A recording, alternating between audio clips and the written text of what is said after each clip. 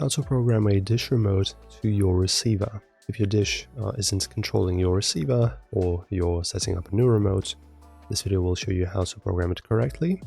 These steps should work for most dish receivers and remotes, including Hopper and Joey systems. So first off, of course, make sure your dish receiver is powered on and connected to a TV.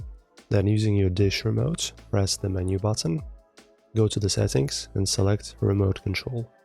Choose Pairing Wizard or Remote Control Setup depending on your receiver model.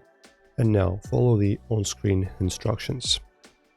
Press and hold the Set button until it lights up. Press Record. Release both buttons. You should see a confirmation that the remote address has been set.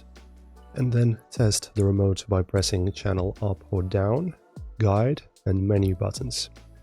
If the receiver responds, the remote is successfully programmed. And for troubleshooting, if the remote doesn't respond, replace the batteries, move closer to the receiver, make sure you're using the correct remote for that receiver, and repeat the pairing steps. And this is how easy it is to program a dish remote to your receiver in just a few minutes.